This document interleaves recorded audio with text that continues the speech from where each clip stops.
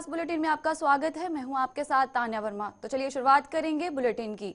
रुड़की के नगला इमरती गांव में सुबह के मुख्यमंत्री पुष्कर सिंह धामी आज पूर्व विधायक प्रणव सिंह चैंपियन द्वारा आयोजित जन मिलन समारोह कार्यक्रम में पहुंचे, जहां संबोधन से पहले देश के पूर्व प्रधानमंत्री मनमोहन सिंह के निधन पर मौन रखकर शोक ज्ञापित किया। कार्यक्रम में पूर्व विधायक कुंवर प्रणव सिंह चैंपियन ने सीएम धामी का पगड़ी पहनाकर व फूल मालाओं से स्वागत किया। मुख्यमंत्री पुष्कर सिंह धामी ने कहा कि भाजपा सरकार में विकास कार्य हो रहे हैं। देश प्रधानमंत्री नरेंद्र मोदी के नेतृत्व में आगे बढ़ रहा है। उन्होंने कहा कि लखपत दीदी योजना का उत्तराखंड में महिला लाभ ले रही हैं, जिसमें 1 लाख महिला लखपति बन चुकी हैं।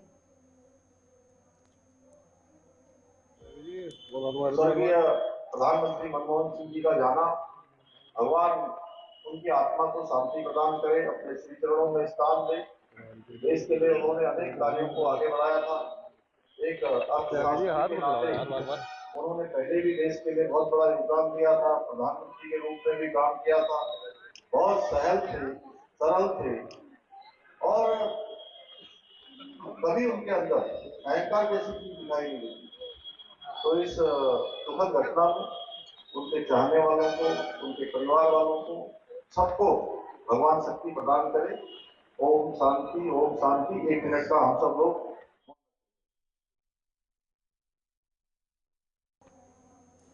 उत्तराखंड में नगर निकाय चुनाव और नगर पंचायतों के लिए नामांकन प्रक्रिया शुरू हो चुकी है। नामांकन प्रक्रिया शुरू होने के साथ साथ सियासी पार्टियों ने प्रत्याशियों के नाम के ऐलान भी करना शुरू कर दिए हैं। इस क्रम में भाजपा ने उत्तराखंड की 39 नगर पालिकाओं और 39 नगर पंचायतों में प्रत्याशियों की पहली सूची जारी कर दी है। जल्द ही भाजपा शीघ्र ही निगम क्षेत्र की सूची जारी की जाएगी। केंद्रीय नेतृत्व की संस्तुति के बाद महापौर के प्रत्याशियों की सूची जारी की जाएगी।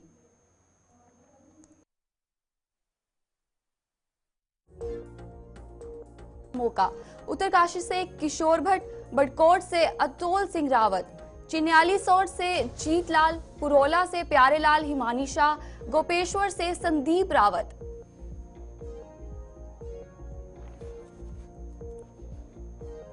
गोचर से अनिल नेगी, कर्णप्रयाग से गणेश शाह, रुद्रप्रयाग से चंद्रमोहन सेमवाल, मुन्नी की रेती डालवाला से बीना जोशी, टिहरी से मस्ता सिंह नेगी,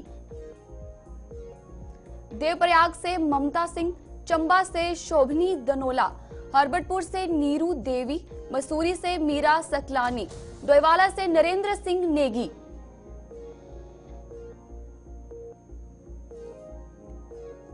शिवालिक नगर से राजीव शर्मा, लक्सर से देवेंद्र चौधरी, पौड़ी से सुषमा रावत, दुगड़ा से अनीता गौड़, धारचूला से बेला शर्मा,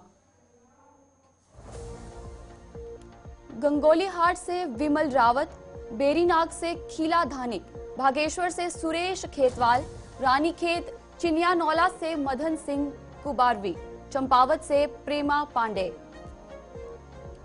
टनकपुर से विपिन कुमार, लोहाघाट से गोविंद लाल वर्मा, रामनगर से मदन जोशी, भवाली से कमला आर्य, कालाडूंगी से कविता वालिया, बाजपुर से गौरव शर्मा, गदरपुर से मनोज गुंवर, जसपुर से अशोक खन्ना प्रजापति, खटीमा से रमेश, नगर से सचिन शुक्ला।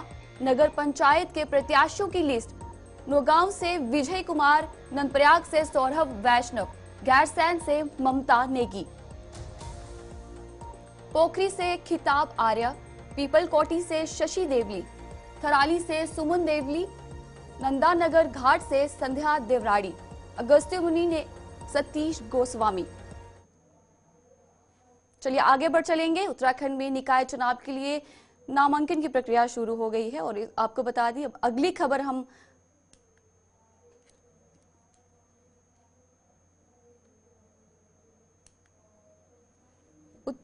उत्तराखंड में नगर निकाय के लिए नामांकन की प्रक्रिया शुरू हो गई है, लेकिन अब तक कांग्रेस अपने प्रत्याशियों को लेकर निर्णय नहीं ले सके हैं। हालांकि जिताऊ प्रत्याशियों पर मंथन के लिए कांग्रेस मुख्यालय देहरादून पार्टी पदाधिकारियों की बड़ी बैठक बुलाई गई थी। बैठक में नेता प्रतिपक्ष जशपाल आर्य, प्रदेश अध्यक्ष करण माहरा, विधायक प्रीतम सिंह समेत अन्य वरिष्ठ नेता बैठक मौजूद रहे और कांग्रेस प्रदेश अध्यक्ष करण महारा ने पत्रकारों से बातचीत में कहा कि प्रत्याशियों के चयन के लिए 7 सदस्यीय कमेटी का गठन किया गया है। जल्द प्रत्याशियों की लिस्ट जारी की जाएगी। वहीं विधायक प्रीतम सिंह ने निकाय चुनाव में जीत का दावा किया है।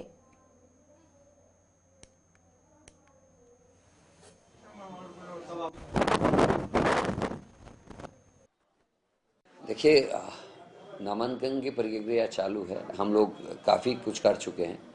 7 लोगों की एक कमेटी है जिसमें मुझे मिलाकर 4 1 2 3 4 5 अध्यक्ष गण रहे हैं। 4 पूर्व अध्यक्ष हैं और मैं 5वां हूँ। और उसमें डॉक्टर हरक सिंह रावत जी, हमारे डिप्टी लीडर भुवन कापड़ी जैसे लोग भी हैं। तो उम्मीद है कि अच्छे ही निर्णय होंगे और जो पार्टी के हित में होंगे, समाज के हित में होंगे, वो निर्णय लिए जाएंगे। नहीं, देखिए, निकाय चुनाव है। कांग्रेस पूरी मजबूती के साथ निकाय चुनाव लड़ने का काम करेगी और मैं समझता हूं कि अध्यक्ष जी आज जो है सूची भी जारी करेंगे, तो हम मजबूती से लड़ेंगे और हर चुनाव हमारे लिए महत्वपूर्ण है। निकाय चुनाव नहीं, हमारे लिए हर चुनाव महत्वपूर्ण है। हमने जब भी चुनाव हुआ है पूरी ताकत से, एकजुटता से लड़ने का काम किया है। इस निकाय चुनाव को भी हम पूरी मजबूती के साथ, एकता के साथ लड़ने का काम करेंगे। और देश के पूर्व प्रधानमंत्री डॉक्टर मनमोहन सिंह के निधन पर विकास नगर में कांग्रेस कमेटी के द्वारा शोक सभा रखी गई।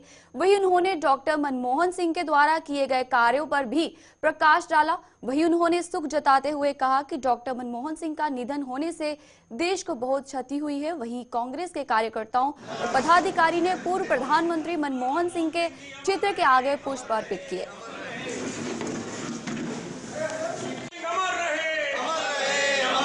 आज देश के लिए बहुत दुख की घड़ी है कि पूर्व प्रधानमंत्री मनमोहन सिंह जी आज हमारे बीच नहीं रहे। उन्होंने देश को एक दिशा अर्थव्यवस्था के रूप में जो दी, आज वो पूरे वर्ल्ड के अंदर हम देख रहे हैं कि भारत को जो अर्थव्यवस्था, भारत की मजबूत करने का काम सरदार मनमोहन सिंह जी ने किया था, वो आज हमारे बीच नहीं, हमारे लिए बड़े दुख का विषय है। और हम कह नहीं सकते कि सरदार मनमोहन सिंह जी हमारे बीच रहने से कांग्रेस को भारी क्षति हुई है। मैं उनको नमन करता हूं और सभी साथियों से भी निवेदन करूंगा कि उनकी जो एक देश को दिशा और सोच थी, उसको आगे बढ़ाने का काम करें। देखिए, जो डॉक्टर मनमोहन सिंह ने देश की बागडोर आर्थिक स्थिति के दृष्टिकोण से उस समय में संभाली जब माननीय नरसिम्हा राव जी प्रधानमंत्री थे और देश का सोना गिरवी पड़ा हुआ था विदेशों में। उन्होंने देश के वित्त मंत्री के रूप में जो आर्थिक सुधार लागू किए, वो निश्चित रूप से भारत की अर्थव्यवस्था जो चल रही थी उसको सुधारने में बड़ा भारी मील का पत्थर साबित हुआ। और अपने प्रधानमंत्रित्व काल में 10 साल के काल में उन्होंने जो हमारा निम्न वर्ग था, करोड़ों लोगों को गरीबी की रेखा से निकाल करके मध्यम वर्ग में पहुंचाया। जो लोग साइकिल पे चलते थे उनको कारों में बैठाने का काम डॉक्टर मनमोहन सिंह ने किया। हमारे बच्चों को विदेशों में पढ़ने का अवसर उन्होंने दिया, सॉफ्ट लोन दिए उन्होंने। शिक्षा के क्षेत्र हो, स्वास्थ्य का क्षेत्र हो, मनरेगा हो, फूड सिक्योरिटी बिल हो, RTE हो, EWS पॉलिसी, सभी चीज़ों में उन्होंने जो इस तरह के लैंडमार्क चीज़ें उनके कार्यकाल में हुई। चाहे आप देख लें लैंड एक्विजिशन बिल हो, आप हमारा इलाका देखिएगा आसन पार का, आज लोगों को 70-70, 80-80 लाख रुपए बीघा का जो मुआवजा मिला है, वो डॉक्टर मनमोहन सिंह जी की ही देन थी, उन्हीं की सोच का परिणाम था। तो ऐसे महान व्यक्तित्व को, ऐसे दूरदृष्टा नेता को जिसकी काबिलियत का लोहा पूरी दुनिया मानती थी, उसको आज कांग्रेस। वरिष्ठ कांग्रेसी नेता एवं PCC सचिव अरुण चौहान ने अपेक्षा जताई है कि पार्टी हाईकमान द्वारा इस निकाय चुनाव में काशीपुर मेयर सीट पर उन्हें प्रत्याशी घोषित किया जाएगा तो वे जन समस्याओं का आसानी से निराकरण कर सकेंगे। मीडिया से मुखातिब होते हुए अरुण चौहान ने कहा कि वे पिछले करीब 40 वर्षों से पार्टी के सच्चे सिपाही के रूप में कर्तव्य निष्ठा से कार्य करते आ रहे हैं। इस चुनाव में उन्होंने मेयर सीट पर दावेदारी की है। उन्होंने कहा कि हाईकमान उन्हें टिकट देकर जनता की सेवा करने का अवसर प्रदान करे तो वे काशीपुर में विकास की नई इबारत लिखेंगे। देखिए, मैं सन 1984 से सक्रिय राजनीति में हूँ। उसके बाद मैं जिले में रहा, नगर में रहा, ब्लॉक में रहा, तमाम मेरे पास संगठन के पद रहे और मैं बराबर पार्टी के लिए कार्य करता रहा। और आज भी मैं सन 2001 में प्रदेश सचिव बन गया था। मैं आज भी प्रदेश सचिव हूँ और मैं PCC में भी हमेशा सदस्य रहा। तो मेरा एक जीवन कांग्रेस के लिए गुजरा है और मैं यही चीज़ें देखते हुए मैं कहता हूँ आप लोगों से कि पार्टी हाईकमान मुझको टिकट देगा, मेरे ऊपर विश्वास करेगा, क्योंकि मैंने जो जीवन आज तक पार्टी को दिया है उसके लिए पार्टी का हाईकमान मेरे लिए टिकट देगा। पहाड़ों में मौसम के करवट लेते ही ऊपरी हिमालयी क्षेत्रों में बर्फबारी ने दस्तक दे दी है। बर्फबारी से निचले क्षेत्रों में ठंड के साथ शीतलहर जारी है। आमजन गर्म अलाव लेते नजर आ रहे हैं। वहीं केदारनाथ धाम में कड़ाके की ठंड को देखते हुए मजदूर लगातार वापस लौटने लगे हैं। इससे कार्य योजना की रफ्तार सुस्त होने लगी है। स्थितियां अनुकूल नहीं रही तो पुनर्निर्माण में लगे सभी मजदूर 10 जनवरी तक केदारनाथ से लौट आएंगे। डीडीएमए के अधिशासी अभियंता विनय झिंकवान ने बताया कि केदारनाथ धाम में मौसम दिन प्रतिदिन ठंडा होने लगा है। तापमान -15 डिग्री से नीचे जाने लगा है। आने वाले दिनों में बर्फबारी के आसार हैं। फिलहाल 10 जनवरी तक कार्य जारी रखने का लक्ष्य रखा गया है। सरोवर नगरी नैनीताल में कुमाऊं आयुक्त सचिव मुख्यमंत्री दीपक रावत ने तमाम विभागों के अधिकारियों के साथ नालों का निरीक्षण किया। उन्होंने कहा कई लोगों की शिकायत आ रही थी कि नालों में सीवर लाइन टूटी हुई है और गंदा पानी झील में जा रहा है। इसी क्रम संबंधित अधिकारी कर्मचारियों जिसमें पेयजल निगम, जल संस्थान पदाधिकारी, प्रधानीकरण, नगरपालिक, एनजीटी से नामित सदस्य सहित विभिन्न विभागों के अधिकारी के साथ क्षेत्र का निरीक्षण किया। निरीक्षण के दौरान विभिन्न नालों में खुले में बह रही सीवर लाइन पर जल संस्थान के अधिकारियों पर फटकार लगाई तथा तत्काल इसे ठीक करने के निर्देश दिए। आयुक्त दीपक रावत ने जल संस्थान, पेयजल, नगर पालिका और सिंचाई विभाग के अधिकारियों को तत्काल रूप से घरों से बह रहे सीवर और सीवर लाइन लीकेज की रोकथाम को ठीक करने हेतु तत्काल निरीक्षण कर उसे ठीक करने और इस संबंध में समस्या के स्थायी समाधान हेतु आवश्यक कार्रवाई के निर्देश अधिकारियों को दिए। एक तो जो नाला नंबर 23 में हमारी सीवर लाइन है, इसमें अक्सर शिकायत मिलती है कि यहाँ पे जगह जगह लीकेज होता है और सीवर का जो रिसाव है पानी में होता है, क्योंकि यहाँ पे एक नेचुरल पानी भी धारे का है वो आ रहा है और इवेंचुअली वो ताल में मिलता है। तो इसी को लेके एनजीटी में भी एक मामला लगा है और उसमें उन्होंने कमिश्नर से फैक्चुअल रिपोर्ट मांगी है। तो आज जल संस्थान, जल निगम, इरिगेशन और स्टेट पोल्यूशन कंट्रोल बोर्ड और सेंट्रल पोल्यूशन कंट्रोल बोर्ड उनके जो नॉमिनीज हैं उन सब ने आके इसको देखा और हमने भी मौके पे कुछ जगहों पे ये पाया है कि जो सीवर का पानी है इस नाले में आ रहा है और इवेंचुअली वो ताल तक भी जा रहा है। एसपीसीबी का भी कहना है कि वो जो सैंपल्स यहाँ पे उठाते हैं उसमें ई कोलाई मिला, यानी कंटामिनेशन है। अब ये लाइन क्योंकि बहुत ही पुरानी है और कुछ जगहों पे ऐसा भी है कि जो मैन होल्स हैं वो दिख भी नहीं पा रहे हैं क्योंकि उनमें आबादी बन गई, वो दब गए हैं। तो इसके एस्टिमेट्स एक तो जल संस्थान की ओर से और जल निगम की ओर से शासन को प्रेषित किए गए हैं और कोशिश की जाएगी जल्दी से जल्दी इनको स्वीकृति मिले और यहाँ पे इस नाले में जो सीवर की लाइन है नए सिरे से बने, ताल में ना जा पाए। दूसरा इंस्पेक्शन यहाँ पे मैंने फ्लैट्स में जो देखा था, जो यहाँ पे पार्किंग का संचालन करते हैं, जो भी कॉन्ट्रैक्टर हैं, उनकी ड्यूटी है कि इस पार्किंग को वो साफ रखें क्योंकि तमाम जगहों से, अलग अलग जगहों से जो पर्यटक हैं उनकी पार्किंग यहीं पे लगती है, लेकिन मौके पे कोई भी यहाँ पे स्वच्छक है नहीं उनकी ओर से और काफी सॉलिड वेस्ट जगह जगह पड़ा हुआ है। तो ईओ नगर पालिका से कहा है कि इनका फाइन करें और अगर ये सफाई नहीं करते हैं तो डेली फाइन करते रहें और नहीं करते हैं तो फिर एक्शन जो भी इनके टेंडर के टर्म्स में। पिथौरागढ़ नगर में स्थानीय निकाय सामान्य निर्वाचन 2024 के सफल संपादन एवं विभिन्न निर्वाचन व्यवस्थाओं को यथा समय सुनिश्चित किए जाने हेतु जिला निर्वाचन अधिकारी विनोद गोस्वामी द्वारा तहसील पिथौरागढ़ में नगर निकाय निर्वाचन 2024 हेतु बनाए गए नामांकन नाम निर्देशक केंद्रों का स्थलीय निरीक्षण किया गया। वहीं स्थलीय निरीक्षण के दौरान जिला निर्वाचन अधिकारी ने निर्वाचन हेतु बनाए गए विभिन्न वार्डों के एआरओ कक्षाओं का निरीक्षण करते हुए वहां रखे गए पत्र, प्रपत्र, रजिस्ट्रों, पंजिकाओं व निर्वाचन से संबंधित विभिन्न परपत्रों आदि का अवलोकन करते हुए एआरओ से उक्त संबंध में जानकारी लेते हुए निर्वाचन के दौरान किए जाने वाले कार्यों को किए जाने हेतु आवश्यक दिशा निर्देश दिए। साथ ही एआरओ कक्षाओं में विशेष कुर्सी आरओ हेतु व नेम प्लेट बनाए जाने के निर्देश भी दिए गए। इस दौरान जिलाधिकारी को तहसीलदार पिथौरागढ़ विजय गोस्वामी द्वारा स्थान नगर निकाय निर्वाचन हेतु तहसील परिसर में बनाए गए नामांकन के विभिन्न कक्षों के संबंध में विस्तार पूर्वक जानकारी भी दी गई। वरिष्ठ पुलिस अधीक्षक अल्मोड़ा देवेंद्र पिंचा के नेतृत्व के जिले भर में मादक पदार्थों तस्करी, बिक्री और तस्करी पर अंकुश लगाने के लिए जिले भर में चेकिंग अभियान जारी है।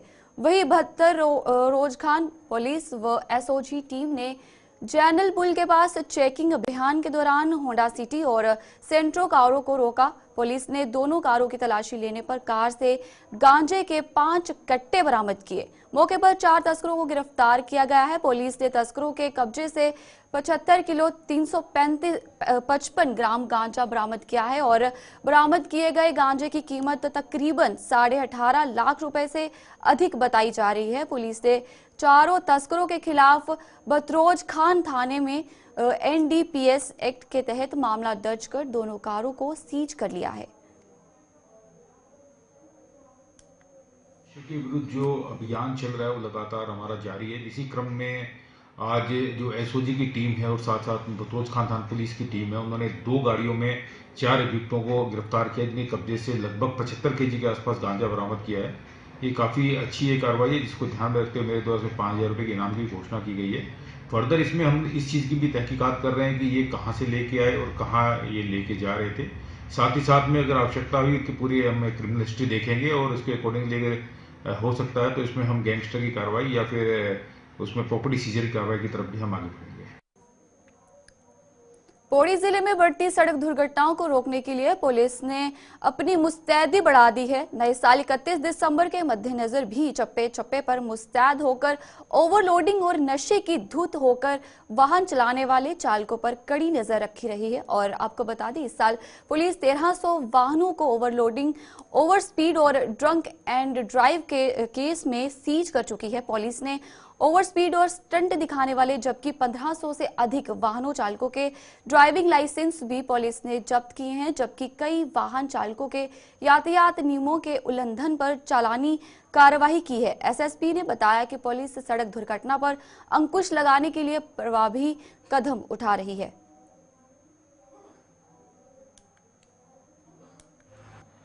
जनपद पौड़ी गढ़वाल पुलिस के द्वारा सड़क दुर्घटनाओं पर प्रभावी अंकुश लगाने हेतु लगातार कार्रवाई की जा रही है, जिसमें पूरे वर्ष भर में शराब पीकर वाहन चलाने व ओवरलोडिंग करते हुए वाहन चलाने ऐसे चालकों के विरुद्ध लगातार हमारे द्वारा कार्रवाई की गई है, जिसमें पूरे वर्ष भर में 1300 से ज़्यादा वाहनों को सीज किया गया है। वो कुल 1575 वाहन चालकों के डीएल भी निरस्तीकरण किए गए हैं। मेरा जनता से अनुरोध है कि इस नए वर्ष के अवसर पर आप कृपया नशे में वाहन ना चलाएं या ओवरलोड करते हुए वाहन ना चलाएं। अपने सेफ्टी का ध्यान रखते हुए ही वाहन को चलाएं। पिथौरागढ़ में एक नाबालिग का शारीरिक शोषण कर गर्भवती करने वाले अभियुक्त को पुलिस ने गिरफ्तार कर लिया है। थाना जजर देवल क्षेत्रांतर्गत निवासी एक महिला ने थाने में तहरीर दी कि संतोष कुमार द्वारा उसकी नाबालिग पुत्री को बहला फुसलाकर शारीरिक शोषण किया गया है, जिससे वे गर्भवती हो गई है, जिस पर थाना जजर देवल में अभियुक्त संतोष कुमार के विरुद्ध पॉक्सो एक्ट के तहत नामजद मुकदमा पंजीकृत किया गया है। वही थानाध्यक्ष जजर देवल प्रकाश पांडे के नेतृत्व में पुलिस ने अभियुक्त संतोष कुमार निवासी ग्राम अम्बा पश्चिमी चंपारण बिहार में जजर देवल से गिरफ्तार किया है।